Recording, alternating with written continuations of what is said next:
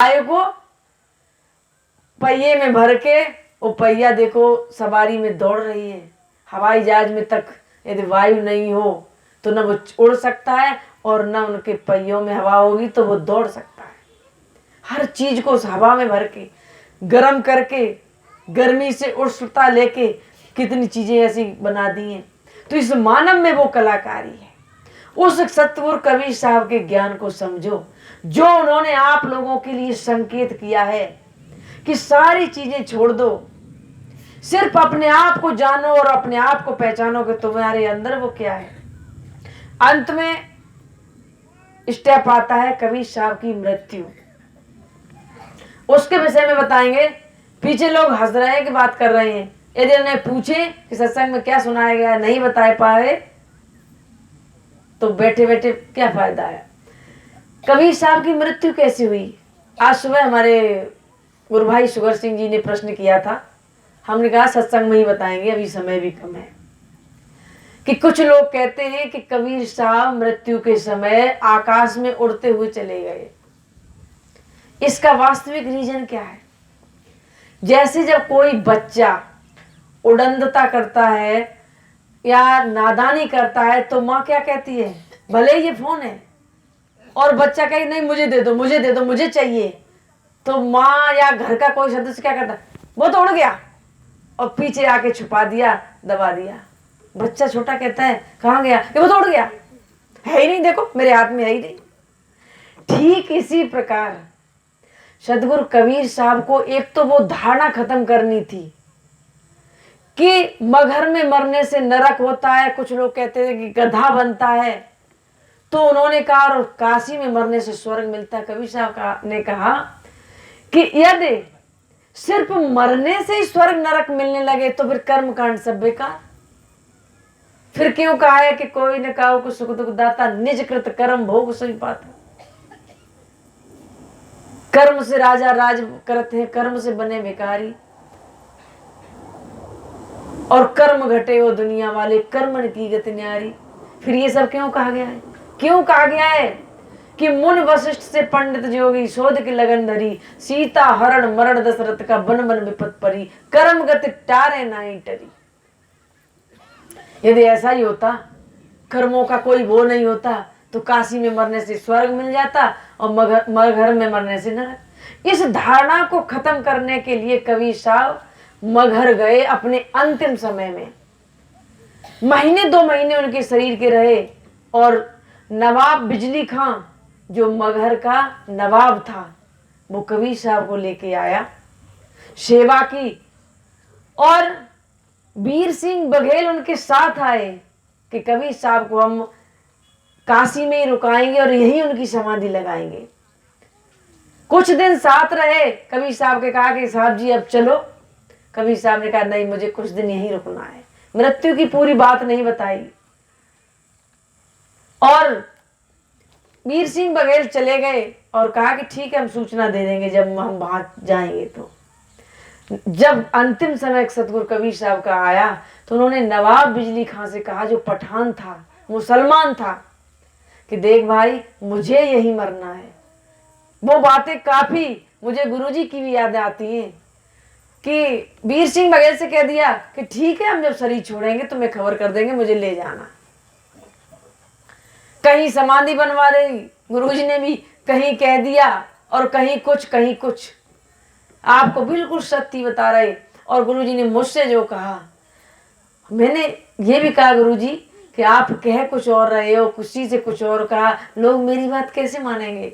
कि लोगों से चिंता मत कर, हम जो तुझसे कह रहे हैं वो तू मानना, मुझे खड़गपुर में समाधि लगाना है। ऐसे ही ठीक मुझे बार बार अपने गुरुजी की भी याद आ जाती है जब कबीर साहब की बात याद करते हैं कि कबीर साहब ने कहा, जो पीछे बच्चों को बंद करो, कि नवाब बिजली खां मुझे यही समाधि लगाना है और इस बात को कोई कितना भी कहे, न कहीं शरीर को ले जाना है न किसी को सूचना देना, और मेरी चुपचाप मुझे यहीं जमीन पे इस जगह दबा देना। जैसे गुरुजी ने कहा, पालक खत्म किया, एक अशोक का पेड़ खड़ा था, वो खड़ा कि राधादास मुझे यही दबा देना। हम भी ठीक है गुरुजी। तो नवाब ने गुरु कबीर साहब ने शरीर छोड़ा, उन्होंने गड्ढा खोदा और कबीर साहब का शरीर वहीं पे दबा दिया। जिन लोगों ने देखी हो, जो मुसलमानों की जो समाधि बनी हुई है, रियल में वहीं पे कबीर साहब का शरीर है। हमने तो उस जगह 1 घंटा साधना करके भी देखी। हमारे साथ 4-5 लोग थे अभी जो गए थे। और कि अब इन लोगों से कैसे बचें। कबीर साहब ने कहा कि जहां मेरी चारपाई पड़ी है, जहां हम लेटते हैं, वहां कुछ फूल रख देना और कह देना कि कबीर साहब तो गायब हो गए।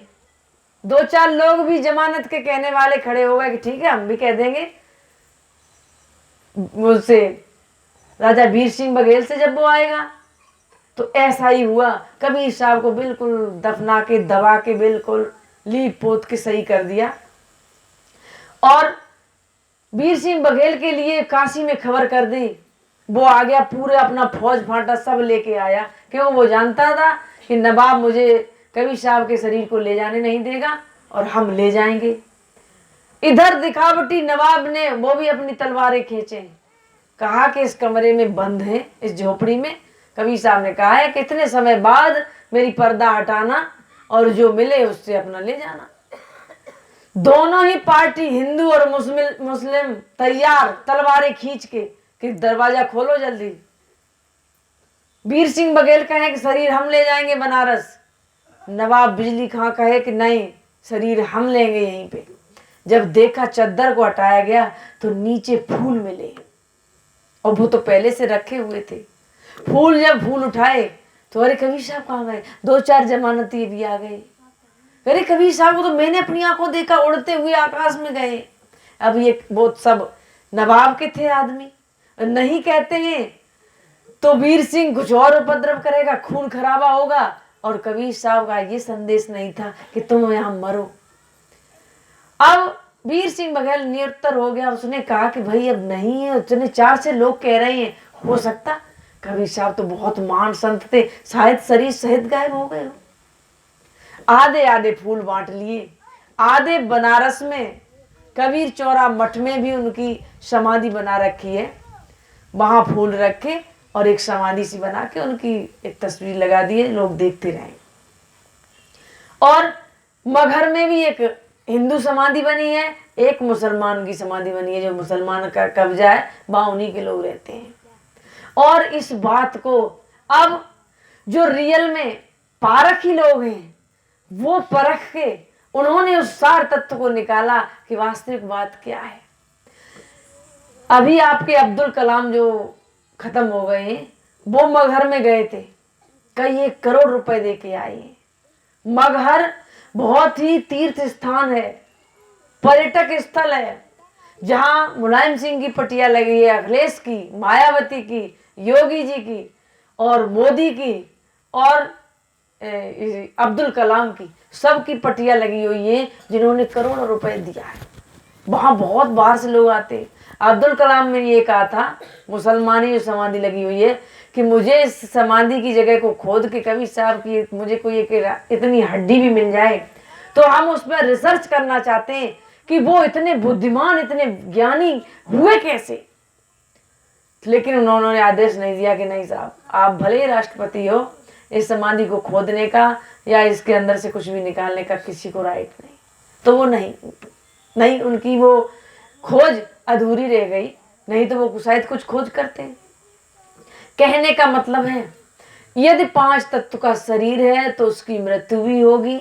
अब उसे गाड़ो, चाहे जलाओ, चाहे फूको, चाहे नदी में बहाओ, ये आपकी मर्जी है, जिसके जहां जो होता है।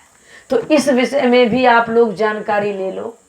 भले ही ऐसा है कि ज्ञान मुझे होना चाहिए, जैसे तुम अपने माता पिता से पैदा हुए, आपके माता पिता हैं, ये बात सत्य है। तो इस बात को यदि कोई कहे कि नहीं, या तुमने अपनी संतान जैसे पैदा की, इस बात को तुम जानते हो। अब 1,00,000 आदमी कहे कि नहीं, फलाने का बच्चा वो तो आकाश से आ गया, वो तो ऐसे आ गया, लेकिन जो उसके माता पिता हैं वो इस बात को मानने के लिए तैयार नहीं होंगे। उसी तरह आप लोग इस जानकारी को रखो, और फिर भले ही कुछ लोग न माने, उससे फर्क नहीं पड़ता है। मेरा कहने का मतलब है कि जो सत्य है, सत्य क्या है कि जो यदि ऊट पटांग तरीके से तब संतानें पैदा होती तो आज भी कोई एक दो तो हो ही जाती। ऐसा बिल्कुल सत्य नहीं है। आप ये 5 तत्व का पुतला, छठी आत्मा, इसके सहयोग से ये मानव कुछ भी करता है और सब कुछ करता है। और क्या नहीं करता है? सिर्फ अपने आप को नहीं पहचानता है। अभी एक मैंने मथुरा में भी एक उदाहरण सुनाया था कि 10 लोग कहीं तीर्थ यात्रा पर जा रहे थे, अलग अलग घरों के थे, और एक नाला पड़ा उन्हें बीच में, और नाले में पतला कोई पुल था, तो एक एक करके संभाल के निकल रहे थे। तो एक पहले उन 10 का जो मुखिया था वो पहले निकल गया, उधर खड़ा हो गया और कहा कि संभाल के आ जाओ, धीरे धीरे, कोई गिर न जाए, बहुत बड़ा बहुत गहरा नाला है। वो 9 लोग बकाया आ गए धीरे धीरे। जब किनारे आए अब वो गिनना शुरू किया, तो 1 2 3 4 5 6 7 8 9 तक गिनता और अपने आप को भूल गया। बार बार गिने, इधर से गिने उधर से गिने, आगे पीछे खड़ा करके गिने, वो लोग 9 ही निकले। उसने कहा गजब हो गया, एक बह गया। हम 10 लोग आए थे घर से, अपने को छोड़ दे बार बार। मुखिया था भाई, बकाया साथ चलने वाले भी कहने लगे कि बस 9 ही रह गए। अब रोए पीटे कि क्या हुआ कि एक गायब हो गया, अब क्या होगा। तब तक कोई सामने से एक संत महापुरुष आ रहे थे। संत महापुरुष ने कहा, पैरों पे गिर पड़े, साष्टांग हो गए कि प्रभु कुछ भी करो, मेरा एक साथी इसमें बह गया है, उसे निकाल दो, उसको जिंदा कर दो। साधु ने कहा कि क्या थे? कि हम लोग 10 थे, अब 9 रह गए। फिर उन्होंने उसी तरह गिन के सुना दिया। साधु समझ गया कि ये भूले हैं। उन्होंने कहा ठीक है, आप सब लोग 9 लोग खड़े हो। अब थे तो 10, सब लोग खड़े हो गए। उन्होंने कहा हम एक एक डंडा मारेंगे पीठ पे, जिसके लगे वो पहली गिनती करेगा, फिर दोबारा लगे वो दूसरी गिनती करेगा। कि ठीक है साहब। साधु जी पीठ पे एक एक डंडा मारने लगे कि एक, दूसरा डंडा मारा कि दूसरा बोला कि 2, ऐसे ही 10 तक बोल गए कि 10। जैसे ही 10 की गिनती हुई, 10 ने आके साधु जी के पैर पकड़ लिए। कह रहे गुरुदेव, आप इतने जादूगर हो, क्षण मात्र में आपने 10वां व्यक्ति जिंदा कर दिया, या नाला से निकाल दिया, या अपनी जेब से निकाल दिया, कहीं से निकाला हो, आपने मेरे 10 को 10 कर दिए। तभी उन्होंने एक डंडा और मारा कि बेवकूफ, तू जब भी गिनता था अपने आप को भूल जाता था और 9 गिनती करता था। तू तब भी था और अब भी है, मैंने अपनी जेब से निकाल के नहीं दे दिया, ये तेरी भूल थी।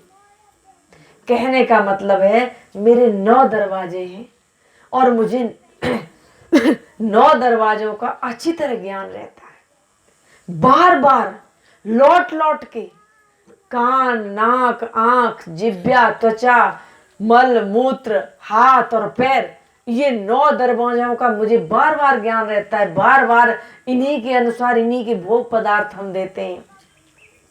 और जो इन 9 को गिन रहा है, जो इन 9 की जानकारी रखता है, वो मेरी आत्मा। हर बंदा वो अपनी आत्मा को ही भूला हुआ है कि मेरा मन जो मेरा है वही तो आत्मा, मेरे कान, मेरी नाक, यानी बार बार उसी व्यक्ति की तरह कि ये गिनता है, वो 9 को की तो गिनती बराबर करा देता है, और मेरा जो खुद है वो खुद को भूला है। खुद के लिए क्या कहता है कि मोको कहाँ ढूंढे बंदे, मैं तो तेरे पास में, मोको कहाँ ढूंढे बंदे, मैं तो तेरे पास में, मोको कहाँ ढूंढे। मोको कहाँ ढूंढ रहा है? ढूंढने वाला ही मैं हूं। इस ज्ञान को जो समझ लेता है और अपने हृदय में धारण कर लेता है, सच्चा सतगुरु कबीर साहब का वही पंथी है। आज हम आप लोगों से संकल्प लेते हैं कि सतगुरु कबीर साहब एक ऐसे समय में पैदा हुए थे जब मुसलमानों का और पंडित ब्राह्मणों का बहुत ही बाहुल्य था। उस समय किसी को गर्दन ऊपर करने की आदत नहीं थी, इजाजत नहीं थी। और साहस नहीं था। उस समय सदगुरु कबीर साहब मंदिर के सामने खड़े होकर कह देते थे कि ये तुम क्या कर रहे हो, पत्थर को मत पूज भाई, जिंदा जीव को पूज। कि आप गढ़े थे देव बतावे, राम गढ़े थे मार्ग खावे, सदगुरु से तू नहीं डरावे, तू ऐसा काम क्यों कर रहा है। ऐसे मंदिर मस्जिद के सामने कह देते थे, कसाई घर में सामने खड़े होकर कह देते थे, लोगों के हाथ से हथियार गिर जाता था। क्या कह तो सही रहे। तो सत्य बात को कहने की अपनी क्षमता रखो। ये मत कभी देखो कि मेरी लोग मानेंगे कि नहीं मानेंगे, मानने के पीछे मत रहो, सत्य का डंका बजाते जाओ, बजाते जाओ। कोई ना कोई तो सुनेगा या बार बार सुनेंगे, तब उन पर असर होगा। एक लकड़ी को कुल्हाड़ी 10 कुल्हाड़ी काटती हैं, अलग करती हैं। पहली कुल्हाड़ी ये सोचे कि मेरा लगना न लगना क्या फर्क पड़ता है, कट लकड़ी तो कटी नहीं, लेकिन उसने थोड़ा सा तो दाव घाव किया है। उसी घाव में दूसरी 9 कुल्हाड़ी पड़ी, लकड़ी अलग हो गई है। तो एक एक वाणी का महत्व होता है। कभी मत सोचो कि हम क्या कर लेंगे। नेतृत्व करने वाला एक ही होता है और उसका अनुसरण करने वाले सैकड़ों हजारों होते हैं। सदगुरु एक ही काफी है इस संसार में, समाज में, देश में, राष्ट्र में चलाने वाला। तो आपको आज ये संकल्प लेना है सदगुरु कबीर साहब की इस जयंती पर। सदगुरु कबीर साहब का जन्म एक सोरठा है कि संवत 1455 साल गए, चंद्रवाल एक ठाठ ठहे, जेठ सुदी वर्षायत को पूर्णमासी प्रकट भई। पूर्णमासी को धराधाम पर आए थे और उनको इतनी वर्ष हो गई और उनके ज्ञान को यहाँ तो कम है, अन्य अन्य प्रदेशों में आप देखो तो पूरे पूरे जिले के जिले, पूरे गांव के गांव सदगुरु कबीर साहब के ज्ञान को मानते हैं। कोई पंथी नहीं, कोई आडंबर ऐसा नहीं मानना है, सत्य ज्ञान को मानना है। यही नहीं है कि कबीर पंथी हो और आडंबरों में घुसे हो, जीवों के प्रति दया नहीं है और वैसे ही उल्टे सीधे काम करते हो, कहेंगे नहीं कबीर पंथी हो। मेरी नजर से वो उसके लिए कोई भी जगह नहीं। कोई भी पंथ का है और सत्य ज्ञान है, जीवों के प्रति दया है और आडंबर रहित है, तो वो मुक्ति का अधिकारी है। ऐसा मत सोच लेना कि सिर्फ मुक्त कबीर पंथी ही होंगे, पंथ का कोई लेना देना नहीं है। हाँ, सदगुरु कबीर साहब की विचारधारा पर जो चलेगा वो मुक्त होगा, वो पार होगा। तो आज आप लोगों के साथ संकल्प करना है कि मुझे कोई आडंबर नहीं मानना है, जीवों पर दया करना है। इत्यादि मंत्र या मूर्ति हैं, इनसे यदि आप मूर्ति में किसी देवी देवता का भाव रख सकते हो तो जिंदा मूर्ति में क्यों नहीं रख सकते हो भाव। उस जिंदा मूर्ति में भी तो भाव रख सकते हो जो तुम्हारे पास में है। और दूसरा की छोड़ो, तुम खुद हो जिंदा, इसमें क्यों नहीं वो ईश्वर का भाव रखते हो। देवी देवता कब हुए कि नहीं हुए, या मर गए या चले गए, कहां पैदा हुए, कैसे हुए, या इनके कर्म क्या थे, उन चीजों को हम आज मान रहे हैं। सिर्फ अपने कर्म देखो। देवी या देवता उसे कहते हैं जिसमें देवत्व की भावना हो, वही देवता है। इंद्र के बारे में आपने सुना होगा, बहुत शास्त्रों में लिखा है कि जरा किसी को तपस्या करते देखे तो जलन ईर्षा से भर जाए और उसकी तपस्या दिखाने के लिए तमाम अप्सराओं को भेजे, कहीं खुद सेना लेके आ जाए। ऐसा तो सुना ही होगा। अब बताइए किस बात का देवता है जिसके अंदर जलन ईर्षा भरी हुई है। उससे अच्छे तो इस संसार के मानव है। राम को पूछा जाए तो रामायण में बहुत अच्छे गुण भी लिखे हैं, बहुत जगह उनकी अच्छी महिमा भी लिखी है, लेकिन ऐसे बहुत से अवगुण भी रामायण में ही लिखे हैं। क्या जरूरत थी उस हिरण को मारने की। पत्नी के कहने पर उस हिरण की हत्या करने गए, जो पत्नी भी तब तक गायब हो गई। क्या जरूरत थी, क्या जरूरत थी, जबकि रावण ने सीता का बाल बांका नहीं किया, हाथ भी नहीं लगाया, और तुमने उसकी बहन के नाक कान काट लिए। भले ही वो कितनी भी दुष्ट थी, फिर भी तुम 2 भाई थे और वो अकेली स्त्री आई थी। आपके ही शास्त्रों से बता रहे हैं। क्या राम को ये करना उचित था? एक भाई को मार डाला, बाली को, और एक भाई की मदद की, अरे दुष्ट था तो तुम तो सज्जन थे, तुम उसे समझाते, एक बार उसकी पंचायत कर देते कि भाई ऐसे बैठ के, ये तो रामायण में आया ही नहीं कि राम ने एक बार भी पंचायत की हो कि बैठो भाई, तुम भाई भाई हो, कैसे चलता है, ठीक से रहो, न मानते तो बात अलग थी। तो गुण अवगुण सब में होते हैं। इन चीजों को, मेरा कहने का मतलब है कि इनके पीछे ज्यादा पड़ोगे तो नहीं, अपने आप से दूर होते जाओगे, वो 9 की गिनती में रहोगे कि चलत चलत में थक गया, नग्र रहा 9 कोस, बीच में डेरा पड़ गया, सतगुरु का नहीं दोष। नग्र 9 ही रहते, 9 की ही गिनती चलती रहेगी, 9 दरवाजों में ही भटकते रहोगे और 10 में उस आत्मा को नहीं पहचान पाओगे। जब आत्मा को नहीं पहचाना फिर तो आपका जीवन व्यर्थ है। सतगुरु कबीर साहब के बारे में बहुत है, हम एक दिन में नहीं बता सकते, नहीं बता पाएंगे। फिर भी आपको कोई जिज्ञासा हो, कोई ऐसा प्रश्न हो तो आप उस प्रश्न को कर सकते हो। इन्हीं शब्दों के साथ हम अपनी वाणी को विराम देते हैं।